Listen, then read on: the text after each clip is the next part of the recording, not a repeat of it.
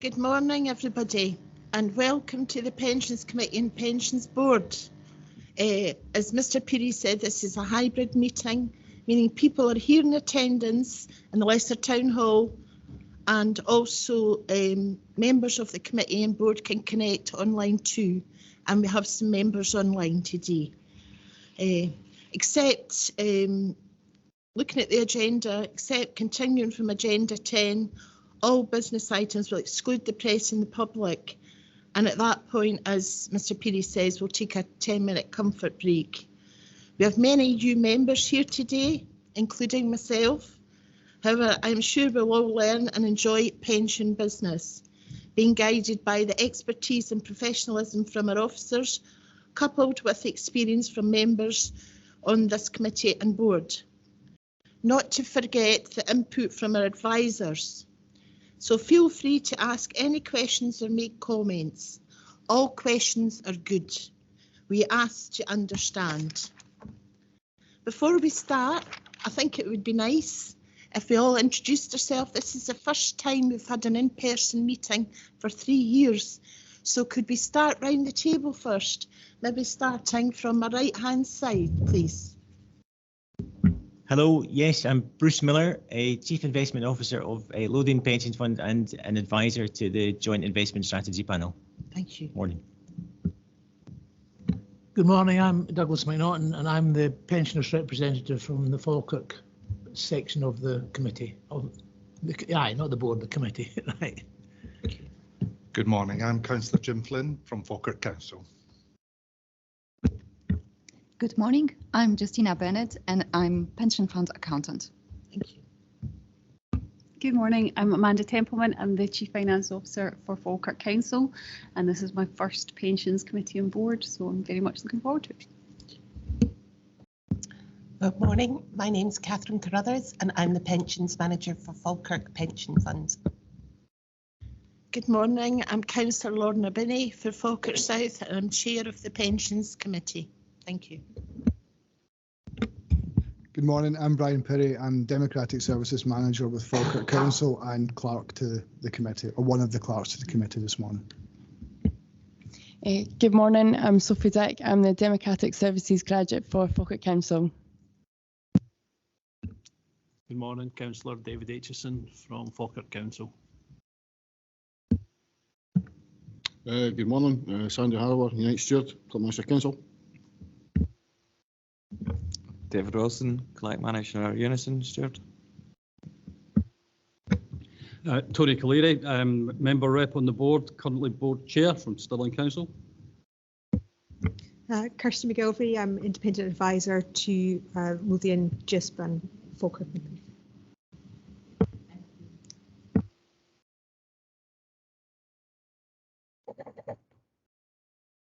I wonder, because everybody's screens will show different images, maybe I'll go around and just ask the people there to introduce themselves. So looking at my screen, George Murphy.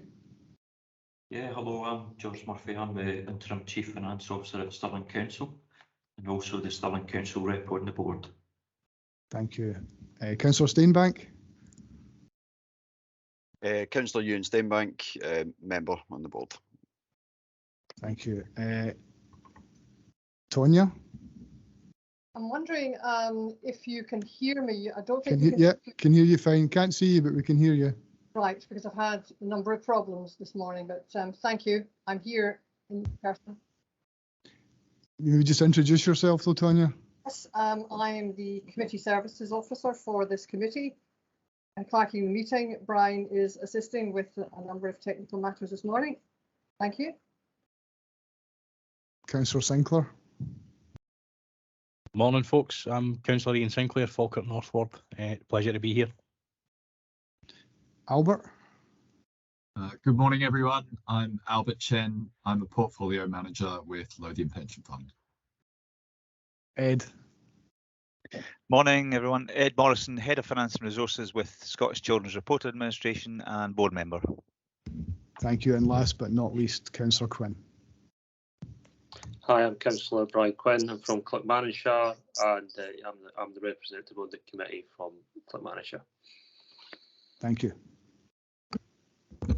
Thank you, everybody. That was really, really helpful. Hopefully we'll remember all the names today, though. I'm now going to start the business formally now.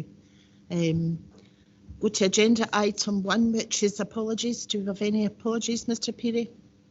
I've got an apology from David Morgan from SEPA. Thank you.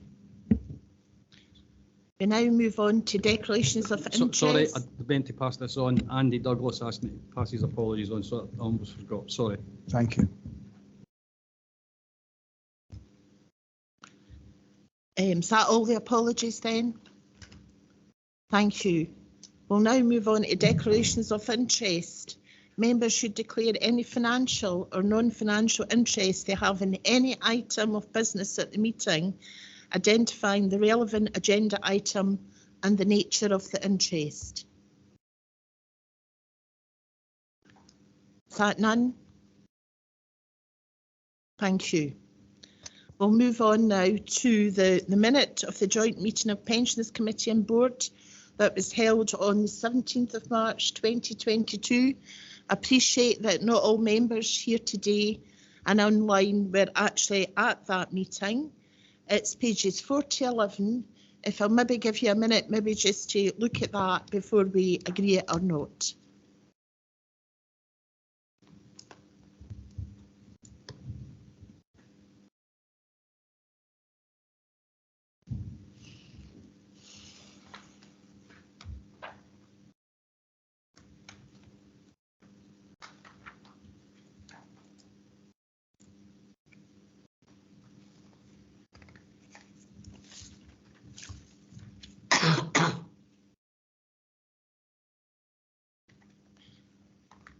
Has everybody had long enough to look at it? Can we agree the minute? Is that yes? Agreed? Agreed, thank you. Now we move on to agenda item 4, which is rotation of chair of the board. I'm going to ask Catherine Carruthers, our pension fund manager, to take this report. Thank you.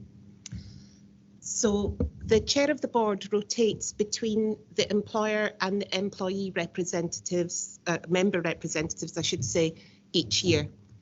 The last employer chair of the board was Simon Hunt. He has left, and the current chair of the board is Tony Cleary, and he is a member representative. So the chair of the board will rotate back to the employer side. The employers have got together beforehand because there is one of the employer representatives missing today, and they have nominated the missing member. So David Morgan has been nominated as the new chair of the board. Brian, is this a case where we give the board time to vote? Yeah, well, I don't think there's a need to vote. I think just that, well, if the board are happy with that, the board members that are present are happy with that, that's fine. If they need a minute or two to maybe discuss, then we can accommodate that certainly. But I think some of the discussions happened already. So if you're happy to agree, then we just have to proceed. I see nods. Yep, happy to agree. Nods are, so that's great. Thank you. So the recommendations, the Pensions Committee and Pensions Board are asked to note this report, and the nomination has been agreed. Is that correct? Thank you. We're now going to move on to agenda item 5, which is the unaudited annual report and accounts. And this is Amanda, a Chief Finance Officer, will speak to this report. Thank you, Convener. So the purpose of the report in front of you today is to ask the committee to consider the unaudited accounts. The accounts are subject to Local Authority Accounts Regulations 2014, and those regulations are prescriptive in terms of the timeframes for completion and consideration of the unaudited accounts. So those regulations state that the accounts must be submitted to the external auditor by the 30th of June. They must be published on the website from the day they're submitted. and a local authority or committee of that authority whose remit includes audit or governance functions must meet to consider the accounts by the 31st of August. So there's also a requirement to notify the public that the accounts are available for inspection, and that inspection period must last for 3 weeks. In our case, the inspection period was from the 30th of June to the 20th of July, and the public have the option to make an objection to the accounts, which they would lodge with the auditors, who in our case are EY. So at this stage, the pension fund's accounts have been submitted, published and advertised in accordance with the regulations. There were no objections made to the accounts, and this meeting fulfills the requirement for consideration of the unaudited accounts by the 31st of August. I'll just take the opportunity to highlight a few areas in the accounts. So firstly, as set out in paragraph 5.2 of the report, which is on page 22 of the agenda, and also set out in the actuarial overview within the accounts on page 51 of the agenda, the estimated funding level for the fund as at 31st of March was 113%. As noted in the actuarial update, this is a positive position, but we do need to exercise caution because it represents a point in time, and it's very dependent on the assumptions that are used. An example of that is shown on page 166 of the agenda, which is part of the funding update for Hymans, which has been appended to the accounts. And the chart at the bottom of that page 166 shows how the assumed future investment return impacts on funding levels, and that's just an example of those assumptions impacting on the funding level. The link between the funding level and the contributions is less clear cut. Contribution rates allow for a range of scenarios, and some of that will include high inflation. And so the high inflation pressures that we're facing doesn't automatically lead to higher contributions. However, there is upward pressure on the cost of future benefits because higher inflation means that members will receive higher increased benefits being earned and therefore paid. And you can see that in the chart on page 165 of the agenda, where the pink dotted line sets out the projected future benefit payments as at March 2020, and you can see that's compared to March 2022. And there's also the possibilities that benefits may increase in April 2023 at a level higher than assumed, and that could impact on our cash flows. So that's another area that we'll be keeping under review going forward. If I turn back to the covering reports, paragraph 5.3 of the report sets out the investment return information, and that highlights a return of 13.1% against a benchmark of 6.2%. And that provides reassurance that the fund's investment strategy has worked well, not just during 21-22, but in terms of that longer term performance as well. Moving on page 38 of the agenda, within the management commentary accounts, the risks, particularly around investment activity, are highlighted with the increasing risk due to the economic volatility and the conflict in Ukraine in particular being highlighted. Turning back to the cover report, paragraph 5.4 of the report on page 23 covers cash flow, and that's also set out in more detail in the accounts on page 56 and 57 of the agenda. In 21-22, the fund received a net positive cash flow of just under 15.5 million, with an increase in contributions to the fund due to salary increases and higher employer rates being levied. But as the ratio of deferred and pensioner members to active members increases, we would expect that positive cash flow position to reduce.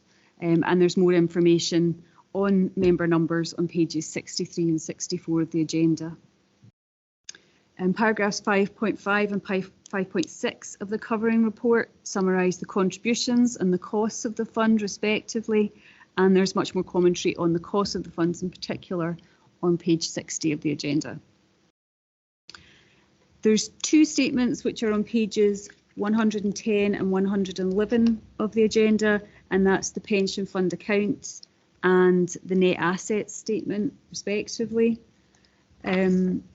These statements show the closing net assets as at 31st of March 2022 of 3.2 billion. The annual governance statement is on page 147 of this agenda, and the committee is also being asked to approve that document. And that document provides information on responsibilities and outlines some of the controls that are in place.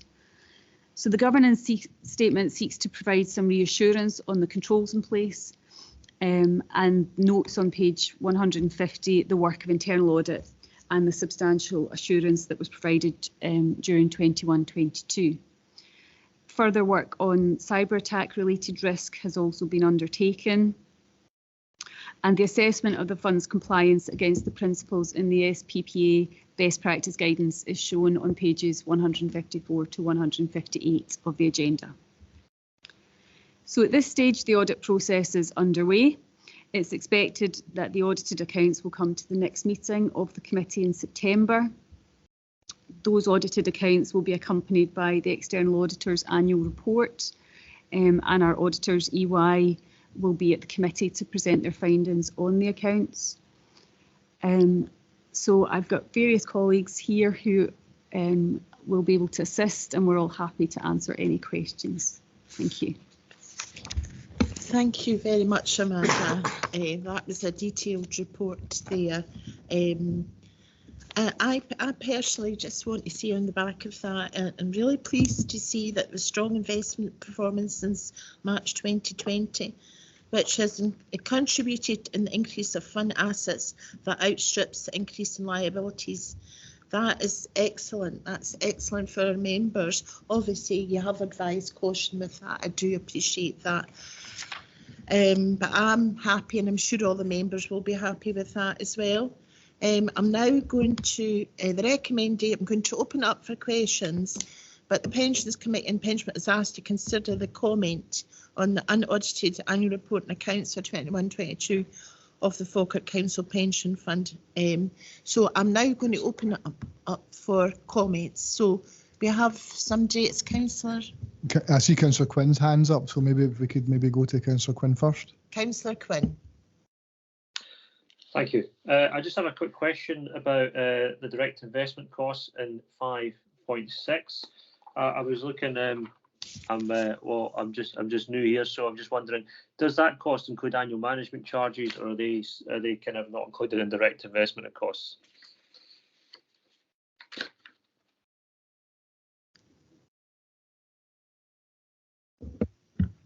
The costs that we can see in a point 5.6, the 4.9 million are the costs that we are directly invoiced for.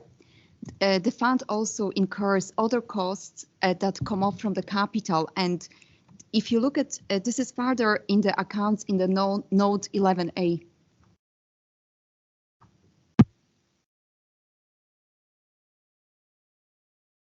Excellent, thank you. Do we have any more questions or comments on this report at the moment? So there doesn't look as if there is any. So can the Pensions Committee, you're asked to approve the annual government statement. Can we approve it? Thank you. Thank you. I'm now moving on to item 6, the pension fund delegation, and item 6 the report will be read by Catherine Carruthers. Thank you.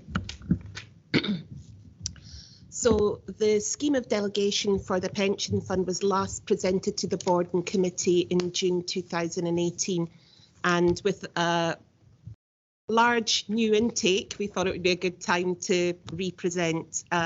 You'll find it from page 172 on the agenda. So under the fund's governance model, the Pensions Committee is responsible for making all decisions that affect the fund. The board provides an oversight function. Under section 6 of the Council's standing orders, the Council has delegated pension fund business to the Pensions Committee. And this delegation includes agreeing investment beliefs and policies. And I do mean beliefs because we have a statement of responsible investment principles, and it's our approach to our environment, social governance matters. We'll refer to that as ESG throughout the meeting. Also setting the investment strategy, including the asset allocation and benchmarks, setting fund policy, overseeing the fund administration, and approving the pension fund budget and the annual report and accounts. Just done the annual report and accounts, and I'm bringing a budget later on. Under Section 7 of the Council Standing Orders, the Chief Officers are empowered to take all operational decisions, except for those matters specifically reserved to Council or Committee, and provided that any such decisions are not inconsistent with Council policy. On all managerial and professional matters, incidental or ancillary to the discharge of the delegated funds. What does this mean? It means that the operational activities that are undertaken are done in the name of and with the authority of the Chief Finance Officer. The Chief Finance Officer's delegations include authorising scheme communications, such as the cover letter for our annual benefit statements, which are winging their way out to members. Letting contracts, such as the contracts we have for our fund actuary, our pension administration software. Authorising actions relating to statutory compliance, like the PAYE for our pensioners, that we pay the tax over to HMRC on a monthly basis. Agreeing employer cessation arrangements, payment of death grants as and when they arise, and the implementation of the investment strategy. Noting further back that it's the committee with regard for advice that's given by the Joint Investment Strategy Panel that make the actual investment strategy. The final delegation that happens is from the Chief Finance Officer to the pensions section, such as the calculation and award of benefits from the scheme. Thank you, Catherine. That was really interesting. It helps us to understand more about the delegation within the pension fund. I'm now going to open it up. Has anybody got any comments on this report?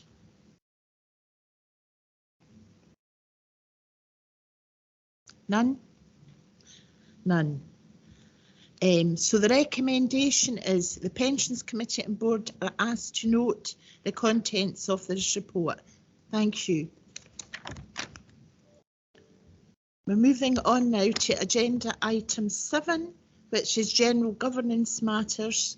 And this will be Catherine again that will take this report. Thank you. Okay, so this is kind of like a roundup of everything that doesn't fit into another paper.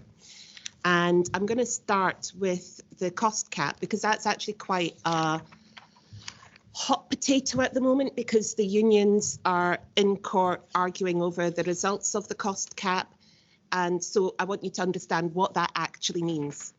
So when the public service pension schemes were reformed in 2015 to move from final salary arrangements to CARE, which is career average revalued earnings, the costs to employers for providing the pension that we have under the LGPS were fixed. So they fixed it at a cost of 15.2%.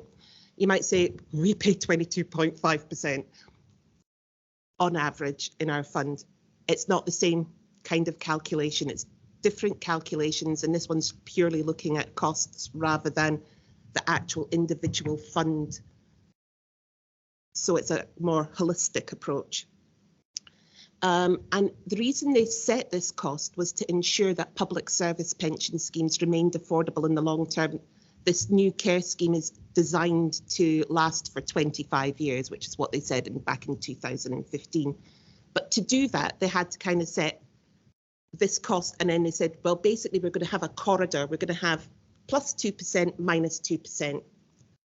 And if the costs move by more than that 2%, if it goes 2% higher, we'll bring down benefits to reduce that cost. If the costs go down by 2%, then they're going to increase benefits or reduce employee contributions because members are paying more than they're actually getting. So there's that swing. The latest valuation showed that the cost was 15.4%. It was heavily delayed because there is litigation over the way we moved from final salary to career average, and that centred on a protection that was given to older members. We will discuss this next in the Mcleod remedy section, so I won't go too much into that. But we ended up with a 15.4% for that. So there's no change because that's only 0.2%. So there's no change to the benefits or the contributions in the scheme. The initial results of the cost cap actually gave government a surprise because initially it showed that we had dropped by more than 2%. So there needed to be an adjustment to benefits and contributions. It wasn't expected that the cost cap would kick in on its first outing, so there was a review, as government does, and they reviewed the cost cap. And what they discovered was that the reason why the scheme was coming in lower was because the legacy final salary benefits were creating the saving. The care benefits weren't. And it seemed a bit of a perverse outcome that you would improve care benefits because final salary benefits had got cheaper. So they have reviewed the cost cap mechanism, and going forward, and this should apply to the next valuation that's done on the cost cap, they're only going to look at the reformed scheme. So the mechanism only considers past and future service in the reformed schemes, and costs related to the legacy schemes will not be considered. They're going to also widen the cost control corridor from 2% to 3%.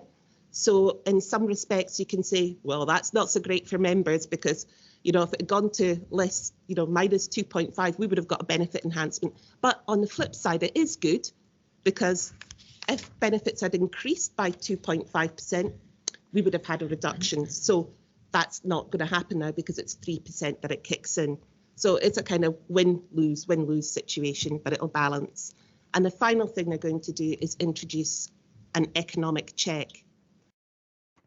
For Mcleod, this is mostly information at this stage, but it will lead to activity and decision-making further down the line. Mcleod is also known variously as Sergeant and others or Erin and others. Sergeant being the firefighter, Erin and others being the police. When we moved to the care scheme, if you were within 10 years of retirement, we basically said, we'll give you the better of the old and the new. But if you're not, you're going new. And for some schemes like the police and fire and the judiciary, who is Mcleod, that meant the younger members were being put into what they saw as an inferior scheme because there were a lower rate of build-up of pension. The government tried to defend that strongly, long and hard, and lost. It is age discriminatory. So we need to put in a fix. In the LGPS, it's not quite so bad as in the other schemes where they literally closed their old scheme and threw them all into a new scheme. So their situation is much worse. We kept everybody in the same scheme. So we're just looking at what we call the statutory underpin. It's that underpinning, that promise you won't get less than you would have got had you remained in the old scheme. It will create a lot of extra admin, and we need to do those comparisons for anybody who's affected. And the people who are affected are those who would have been eligible had it not been for their age. And we need to do that review. We need to collect some data. We need to put that in the system. And that's what you need to be aware of. But as you also know, we announced earlier in the year a potential merger with Lothian. So we are doing work towards getting that remedy, but how we actually do the work will be subject to the actual final decisions about whether we merge, because it would likely be the merged entity that does the remedial work. So we have that there. Similarly, for the pensions dashboard, this is a government initiative where everybody will be able to log on to a dashboard and see all of their pensions in one place. We need to be able to connect to that dashboard. I believe the ISP providers are now in place. At the last meeting back in March, there were no ISP providers. There were people who wanted to be, but we didn't actually have any. Our pension administration software provider is an ISP provider or will be an ISP provider, and they are the providers that will enable us to connect to the dashboard. Again, part of the dashboard is like having good quality data. So we are working on our data to make us dashboard ready. We have to connect September 2024. That is our deadline. We can connect earlier, but again, it's around making sure our data is in a position whereby we are happy that people can go on and see their benefits real time and accurate. We also have some training events for committee and board members. We have one that's done by the Pension Officer Group for Scotland. That will be coming up before the end of the year. I don't have a fixed date for that as yet. And what I do have fixed dates for are the Fundamentals course, which is run by the Local Government Association, which is the equivalent of COSLA, but in England. We use the Local Government Association for a secretariat service for the local government pension scheme in Great Britain. Northern Ireland don't sit in it, but we use the LGA, Local Government Association, for a secretariat service. So they have trained pension advisors who run these courses. It's a 3-day course online, 9:30 to 4 o'clock. There will be breaks. I know, Carl, there will be breaks. There's also the LGPS Governance Conference for 2023 taking place on the 19th and 20th of January in the Cardiff Marriott Hotel. I will not tell you what happened to me at Cardiff the last time I went to the Marriott Hotel. It involved a seagull, so I'm traumatized for life. But if anybody wants to go, if they could let me know, drop me an email, that would be great, and we can look at organising that. I've also put on here about the Pension Lifetime Savings Association, their Cyber Risk Made Simple guide, and that explains the nature of cyber threats for pension schemes and sets out 15 actions that pension schemes may wish to take as a result. As Amanda mentioned earlier, cybersecurity was one of the key focus areas for our internal audit during 21-22, and that will be reported back to committee and board in our September meeting. And you'll be glad to hear this, the final wrap up, Dominic Harris looks set to become the next pension ombudsman, taking over from the current ombudsman Anthony Arter.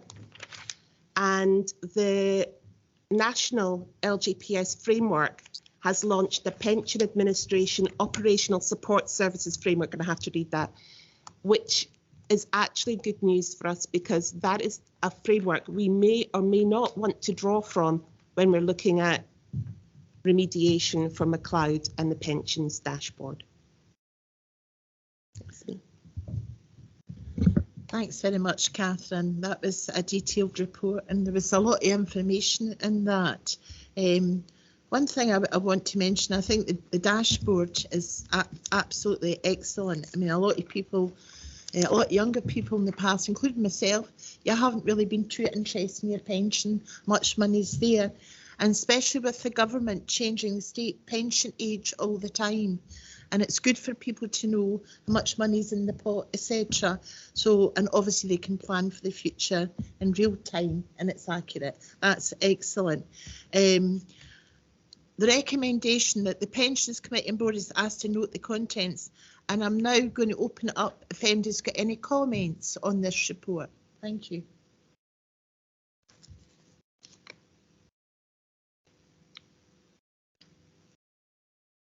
No comments? So we just. It's a sign of a good report.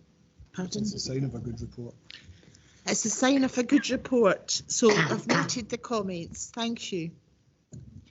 Going to move on now to the agenda item 8, which is the market review and fund manager performance.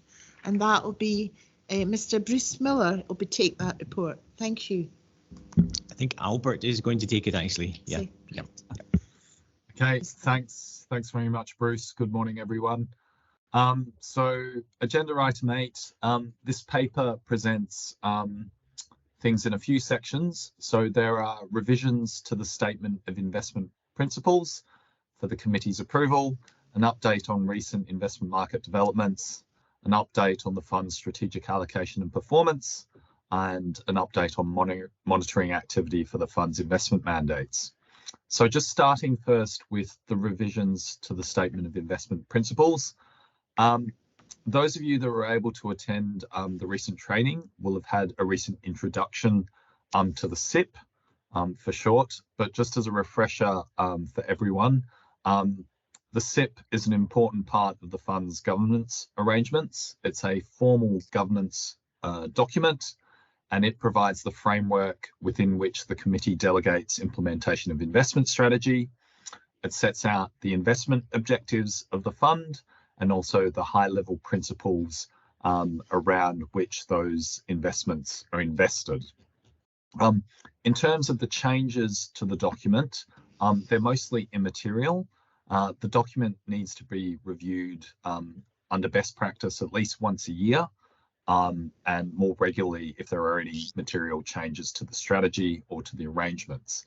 As I said, the changes are mostly immaterial. The main change to the document is set out in Appendix C, which changes the fund's statement of compliance with the UK Stewardship Code to a stewardship statement. So previously, for compliance with the UK Stewardship Code, it was really just a matter of submitting a statement. They've recently changed the process in order to be a signatory. That process has a very heavy reporting and administrative burden to it. So it now requires applicants to become a signatory. Given the cost involved and the resource involved, Falkirk has not made an application.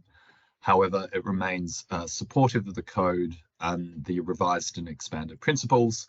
And this is evidenced by the fund's stewardship activities, including its engagement with both Hermes and LAPFF in terms of its engagement activities.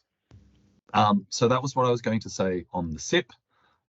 Now turning to the market review and outlook, this is really just additional detail on the investment update that Amanda touched on in the annual report. The performance for the quarter to end of March 2022 was very volatile. There was a 3% decline for global equities in sterling terms, and more recently that's been followed by an almost 9% decline in global equities in the second quarter. Equity markets have entered bear market territory, over 20% down from their highs.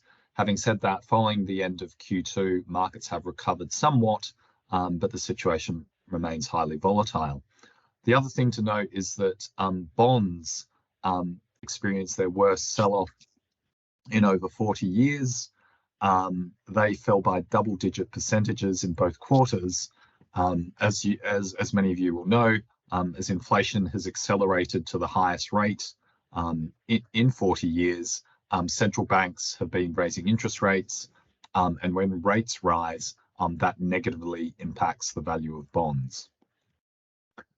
Looking now to fund strategy, on page 214 of the papers, table 1 there sets out Falkirk's long-term investment strategy. That was agreed by the committee in June 2021. That remains unchanged.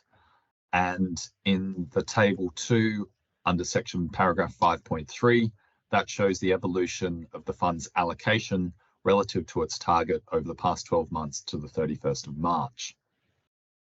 A more recent picture of the fund's allocations relative to policy group is shown in table 3, and that position is taken as at the 29th of July, at the end of July.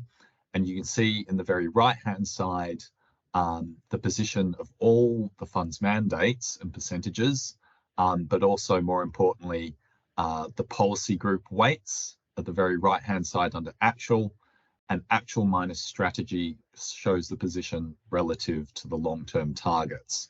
So for equities, you can see a minor overweight by about 1%. That's offset by a minus 1% underweight to real assets, 19% to 20, and then underweights of minus 2.6% to non-gilt debt, minus 4% to LDI, offset by an overweight to cash of 5%. In terms of the fund returns for the quarter, which we've reported on to the end of March, as we didn't have the performance for Q2 22 at the time of writing, the total fund returned just shy of minus 1% over Q1, well ahead of the benchmark return of minus 5%. We've noted here in the report that you are required as a committee to review fund performance on a quarterly basis. However, it's important to note that we should consider really the long-term returns of the fund, and these are shown in the table in Appendix 1. Over the 3-year and 5-year periods, the fund has done well in absolute terms. Over 3 years, 9% relative to the benchmark of 9.1. Over 5 years, a return of 7.7 relative to the benchmark return of 7.2%, and strong returns since inception. So that was all I was going to say in terms of the paper. Happy to take any questions or any further comments. Thank you. Thank you, Mr. Chen, and it's very good to get all these updates on and with the performance of the fund as well. I'm just going to open it up for the recommendations. Is the committee and board invited to note the revised SIP? The committee is asked to approve the revised SIP and to note the recent investment market developments provided by Mr. Chen, the fund's strategic allocation and the fund's performance for the period ending 31st of March 2022, and the investment monitoring activity of the, actually I hate acronyms, JISP, so I would need to check that out. Joint Investment Strategy Panel, that's it. Maybe I can ask for the, the full name to go in there instead of acronyms. But then I will open it up. If anybody's got any comments, that would be really helpful at the moment. If not, we could agree the recommendations. Councillor Sinclair. Oh, Councillor Sinclair, I beg your pardon. Hi, thanks, convener. I just wanted to clarify something. That the change in the SIP between the statement of compliance and the stewardship statement. Oh, I need to get my mouth around that one. Does that change anything primarily about the fund and about the operation of the fund at all, or it was just to clarify in my own mind? Thank you. Thank you, Councillor Sinclair. Mr. Chen, could you answer that? Sure. Yes, it doesn't change anything about the operation of the fund, no. Thank you, Councillor Sinclair. Thank you, Mr. Chen. Any more comments or questions? Do we agree the recommendations? Thank you. Agreed. We now move on to agenda item 10, which is actually exclusion of the public. So I'm just going to take this moment to have a vote engagement and voting. Oh, beg your pardon. I've skipped an agenda item. It's agenda item 9, and it's engagement and voting activity. And Catherine Carruthers will take the report. Okay, so one of the things that the fund does constantly is review its exposure to new and emerging risks that may affect the scheme. And they put in place internal controls to manage the risks identified. And this paper addresses the financial and reputational risks for the fund arising from our ESG issues, again, environment, social and governance issues that the Pension Committee have previously identified. The paper also addresses how the fund uses its shareholder power to invest responsibly. To manage the identified risks and to support its responsible investment ambitions, the committee appointed a dedicated engagement specialist, which, as Albert introduced to us, is Hermes EOS. I'll just refer to it as Hermes. And they have been appointed for a 4-year period, and we're actually coming towards the end of the first year. Under the contract terms, Hermes provide reports each quarter covering the themes of voting and engagement. 3 reports in particular: a voting report, an engagement report, and a public engagement report. The voting report does as it says. It shows us the number of votable meetings that were held in the quarter. The engagement report shows the split of engagements by region and theme, so it's quite high level. And then the public engagement report gives us the details of what's happened, what the engagements are. That public engagement report is public, but there's then a further highlights one, which is not a public document. That's been uploaded to the ShareFile portal and is available for you to read and review. But what I would ask the committee and board is that you treat that report as confidential. Engagement works because you build trust between the companies so that they know their reputations aren't going to be put at risk. In addition to these quarterly reports, Hermes will also provide an annual report containing case studies and public policy comment, as well as a client advisory council twice a year to help Hermes take client feedback. Hermes also have a website, the link is in the report, including the Hermes Public Engagement Plan, their responsible ownership principles, as well as blogs and podcasts on areas of interest will be found on that website. So I've left on section 3, which was from the last committee's report, because I know there's new members here. I didn't plan to go through it. Sorry, section 4. Section 4 is the one I've left on from the previous committee meeting. Didn't plan to go through that again. And what I am interested in knowing is whether you want that left on as a standing item to, along with the links to the library for future reference for future committees. But that's not necessarily on the committee, the recommendation part, sorry. Yeah. That's just me seeking some feedback, because this is your report and I want to make sure it works for you. So. Thank you, Catherine. So the recommendations is the Pensions Committee and Pensions Board are invited to note and comment on the contents of this report and the reports provided by Hermes EOS.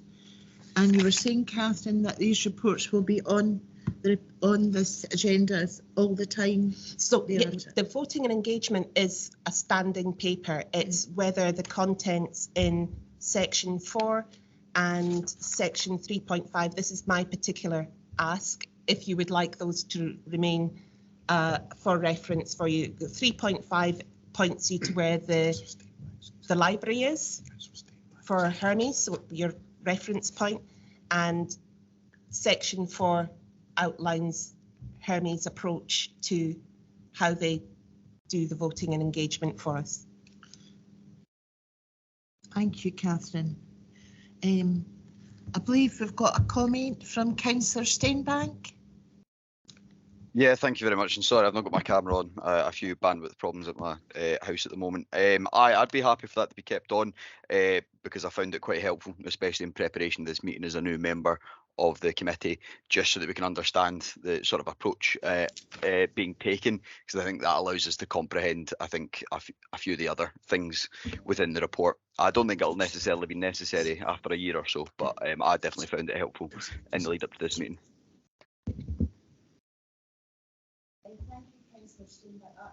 helpful. I'm totally in agreement of that as well. I've got another question from Councillor Aitchison. No, it's not quite. It's just I'm totally in agreement for Totally it in to be left agreement. in as well. I think it's a good point of reference for the time being anyway. Yeah. Councillor Quinn. Hello. Yeah, I agree with what other people have said about leaving it in. I just have a quick question. I'm not sure if this is the place to ask it, but it's just about the engagement generally. I mean, I looked for all the reports, and yeah, they tell us about all the, you know, what they voted on and all this kind of nice stuff. But I'm interested in results because we're spending £80,000 a year on this. If I've read the number correctly, you know, it's all well and good us voting and try to, you know, change a director here and there and change a policy here and there, but are we actually reducing the ESG risk of the companies that we're engaging with, and what are we measuring to assess that? Because otherwise we're just throwing money away for, you know, make ourselves feel better and no benefit at all. Can you answer that, Catherine? So I'll try. So on the engagement reports, you are given real life examples of how they are trying to change things. And there are some examples in there where there are action points that have been taken away by the companies.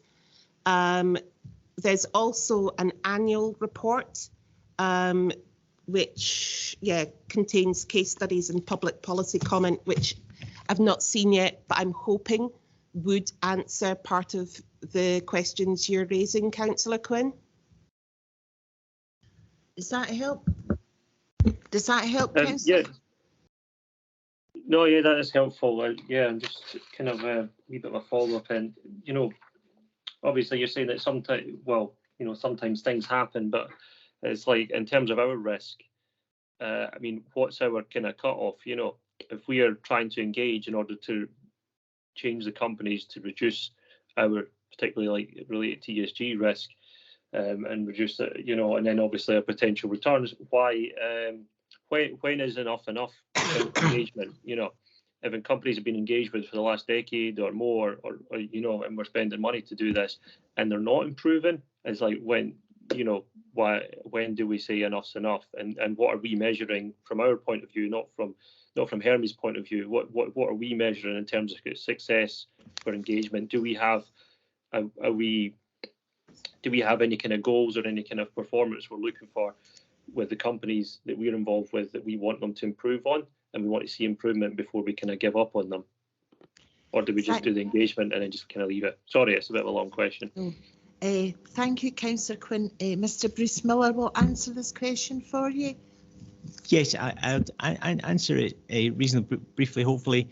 You know, Falkirk signs up to the Hermes EOS approach to engagement, as Lothian do and have done for several years also.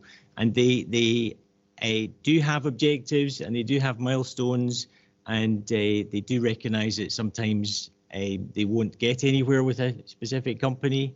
You know, for the fund and the fund's managers, that becomes a question of when, you know, do they want to continue to hold the investment, and that will depend on an assessment of the financial risk, presumably of the holdings. So yes, there are pretty clear objectives. Engagement is quite a long process. It doesn't happen in one meeting, so it is measured over a considerable period of time, but there are definitely objectives and goals. Yeah. Thank you, Mr. Does that answer the question? Yeah. Miller. Councillor Quinn, does that help again? Yeah, I mean, it helps a bit. Is there anywhere where we have that information about kind of what our objectives are or anything like that available? Yeah, you will find those in some of the reports, and I think what we've done in the past is that Hermes EOS have come along to a committee meeting or a committee training session, and I think you'd probably find that quite valuable to hear from Hermes directly, and they can give you an awful lot of detail that we can't go into today. Yeah. No, magic. No, thanks very much for that. That's helpful. Thank you, Mr. Miller. Thank you, Councillor Quinn. I believe we have another question from Mr. Cleary, Councillor Cleary. Thank you. Not a councillor, just Sorry, a beg your member, pardon. but thank you for the promotion. No, my question is, Catherine mentioned Hermes coming back and talking to us every 6 months. Yeah, did I pick you up wrong? They kind of come back and ask and see what our drive is and where we're going. I don't know that they've committed to coming back every 6 months, but we could, you know, look for them to come back. We could approach them for September, definitely. The only thing I'm thinking is from a kind of ESG perspective, things change rapidly and quickly, and I think we maybe need to have that engagement pretty regularly to keep up to date. So I think that's important. But I would also be interested to understand who would they actually engage with. Would it be purely the officer side? Would it be purely the committee? Would it be the board, the committee, the officers? Because I think everybody's got a view on where we need to run with this. So I'm just putting that out there. Thank you. Thank you, Mr. Cleary. Is Mr. Miller, would you like to come in there? Yes, I mean they're engaging generally with the officers, but they're also engaging with the committees. I say they will come along and see. And as you say, I'm not sure that the commitment's every 6 months, but they will come and visit. And I certainly would see them every 6 months or more often, just from a monitoring process of what they're doing. Thank you, Mr. Miller. So they do come in every 6 months then? Do they come in to give a report and updates? As I say, there are various points of contact. One of them is the client advisory meeting that they have every year. And this is where they collate the important issues that funds want to look into. Now, Falkirk and Lothian are just one of many funds, so they have to go in the priorities not of Falkirk or not of Lothian, but of all the funds. So they do have a kind of prioritization. But I mean they have funds from both the UK and Canada and so on. And I think I've forgotten what the number is now, but they basically speak for assets of maybe $1 trillion. It's probably on their website what the number is now. It keeps going up, and the more funds they get, the bigger the voice they have, and the more impact they have when they go and see a company and try and influence behaviour in that company and improve behaviour in that company, corporate behaviour in that company. Yeah. Thank you, Mr. Miller. Sorry, can I just say thanks for that? That's very, very comprehensive. But my final point on this one is I agree that to Catherine that item 4 should be in. It's a good refresher and a good reminder. But maybe drag 3.5 into it, so it's just part of the one thing. I think that would be very helpful. Thank you. Thank you. So that's quarterly reports that contains that. Which one is it? Yeah. So it's their approach. It's their approach, yeah. Thank you. So are we all agreed to note the contents of this report and the reports provided by Hermes EOS? Agreed? Agreed. That's good. Thank you. So now we're going to take a short break now. Sorry, if you just agree that first. Formally agree to exclusion. We're going to agenda item 10. So do we agree exclusion of the public? Thank you.